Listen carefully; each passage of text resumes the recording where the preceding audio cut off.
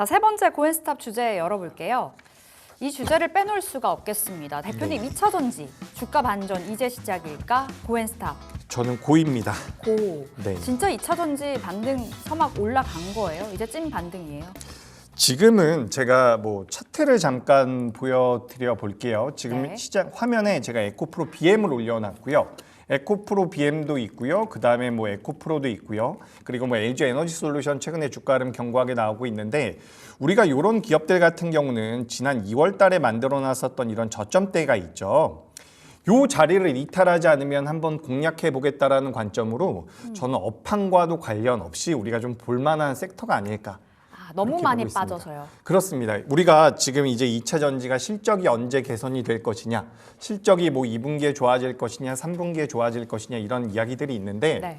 실적이 아무리 좋아져도 현재 이 기업들이 가지고 있는 가치를 우리가 평가해 본다라고 하면 저평가라고 볼 수는 없어요. 네. 실적이 좋아진다라고 하더라도 이 기업들이 가지고 있는 밸류에이션 기준으로 본다면 저평가는 아닙니다. 그러니까 지금 우리가 실적 개선에 대한 기대감으로 인해서 주가가 올라간다라고 보기보다는 오히려 우리가 좀 단순하게 접근을 해봤을 때 수급적인 논리로 보는 게 맞지 않을까라고 생각이 되거든요. 네.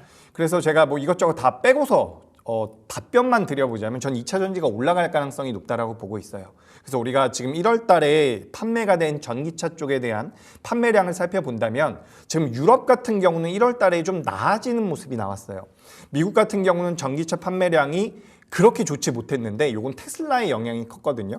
테슬라를 제외한 다른 제조사들의 전기차 판매량은 1월 달에도 괜찮았습니다. 그래서 우리가 전기차 판매량이 괜찮게 나오고 있고요. 그리고 리튬 가격 같은 경우도 어느 정도 하방 지지를 보여주면서 반등이 나오고 있습니다. 네. 그러니까 업황에 대한 부분들은 더 나빠지기 어렵다. 하지만 그로 인해서 실적이 개선되고 우리가 그 실적 기대감으로 2차 전지를 매수한다? 저는 그것까지는 아닌 것 같아요. 근데 지금 우리가 볼 것은 저는 수급적인 부분과 이벤트라고 좀 생각을 하고 있는 게 뭐냐면 결국에는 미국이 중국을 규제한다라는 부분이죠.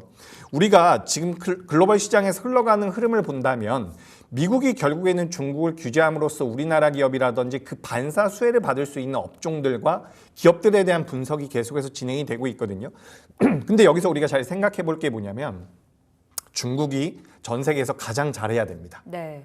그 다음에 우리가 잘해야 돼요. 그러니까 그런 전 세계에서 가장 잘하고 있고 가장 점유율을 많이 가지고 있는 중국이 잘하는 산업 쪽에서 그 산업을 규제했을 때 가장 큰 수혜를 받는 게 우리라고 한다면 2등이어야 된다는 거예요. 그렇죠. 뭐 3등이어도 수혜를 받을 수 있겠지만 2등이 좀 더 많은 수혜를 받을 수가 있겠죠. 그래서 그런 관점에서 본다라면 미국이 중국을 규제함으로써 우리가 수혜를 받을 수가 있는 부분이고 요건 좀 조심스러운 이야기가 될 수가 있는데 개인 투자자분들께서 이제 공매도 재개에 대해서 네. 굉장히 싫어하세요.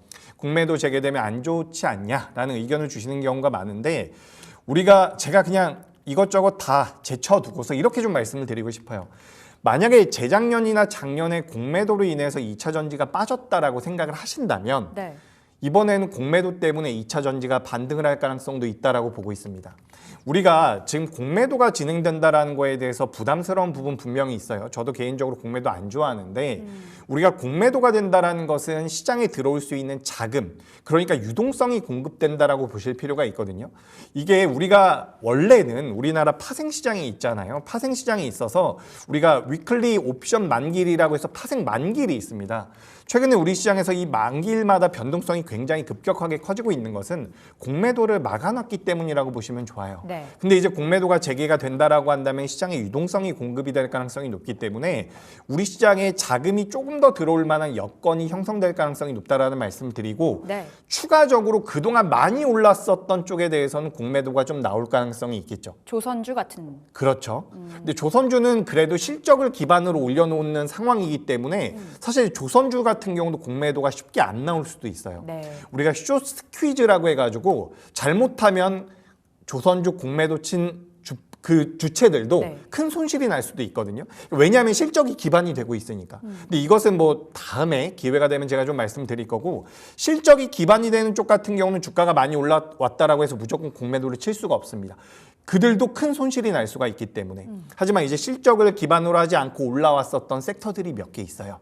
제가 너무 조심스럽지만 저도 아직 꺾이지는 않았다라고 보고 있지만 예를 들어서 지금부터 일주일 동안, 2주일 동안, 한 달 동안 로봇 관련주가 50%, 60%더 올라간다. 네. 라고 한다면 그런 것들은 공매도의 타겟이 될 수가 있겠죠. 근데 반대로 그동안 너무 많이 못 올라왔었던 쪽은 뭐 나중에 공매도 치고 싶어도 좀 올라왔을 때 쳐야 되잖아요. 네. 그런 관점에서 본다라고 한다면 낙폭 과대 쪽으로 자금이 들어올 가능성이 높다. 그래서 제가 오늘 초반부터 말씀드리고 있는 내용이죠. 낙폭 과대 쪽에 자금이 들어올 가능성이 높다라는 것은 어떻게 보면 나중에 올라왔을 때 공매도를 치기 위함일 수도 있겠지만 일단 시장에서 유동성이 공급이 될 가능성이 높다라는 관점에서 봤을 때 2차 전지 같은 경우도 좀 매력적이다. 그리고 오늘도 보시면 삼성 SDI가 굉장히 좋은 모습 보이고 있고요. 그리고 레이크 머티리얼즈 같은 전고체 관련주들도 뭐 인터배터리나 관련돼서 모멘텀들을 받아가면서 2차 전지 소재단에서 가장 탄력적인 변동성을 보여주고 있는데 네.